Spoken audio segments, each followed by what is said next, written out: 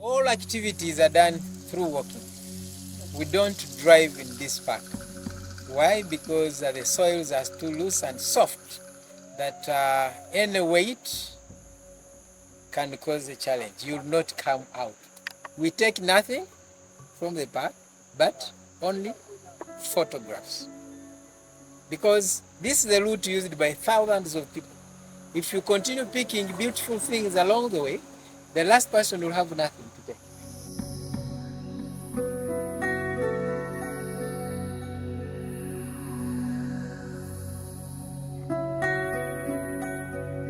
Ugandans who have not been here, this site for the male hot springs.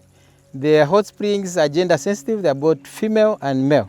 But where we are is the male hot springs. The reasons why is a more less a volcanic feature.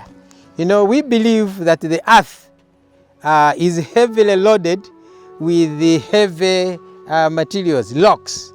I can assure you, if they blow a 100 kilogram sack onto your head and they tell you to walk like 50 meters away, by the time you reach there, you will be sweating. So the world, the earth, is also loaded with a lot of rocks. The mantle, which is the core of the earth, will always feel this heat. And what happens? This heat must find a way of escaping. When it hits the rocks and it forms the liquid, it becomes magma in geographical terms. And that one erupts now. But this because it was formed by faulting and down warping. Here you don't get magma. You get only heat, which is created by that great weight. You can even see the earth used to be, the soil was on top there. But because of denudation and down warping, the whole of this sank down, suppressing more what? More soil layers down and the core of the earth. All of that heat must escape. As it escapes, it creates lines of weaknesses, goes through cracks. And because the Rift Valley is full of water, the Albertan Rift has a lot of water because of the Rwenzori ranges that are water catchment area. You are aware all of the rivers are coming from there, draining to the Nile and Lake Albert.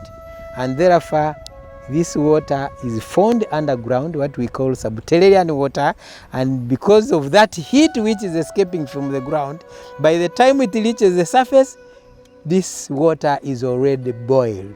That's what they call hot springs. We are aware of government plans for geothermal development.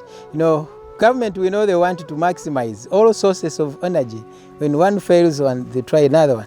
But because Sempaya Hot Spring is the only of its kind in this country, just like the Makishon Falls, most tourism players and conservationists would not wish to lose a magnificent feature like this. I can assure you Sempaya Hot Springs is a proud cooler.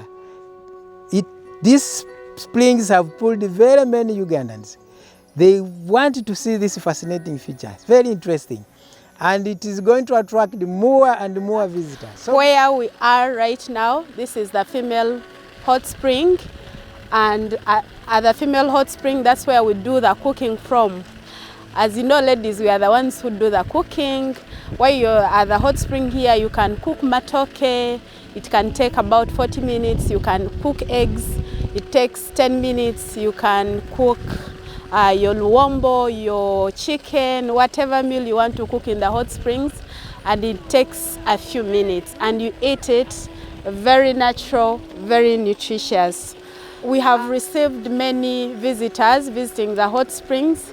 Most especially, I want to thank Ugandans, especially most the East African. You've come so in many numbers to support your own, and we thank you so much for coming. But I call upon everyone in the world to come and visit the hot springs.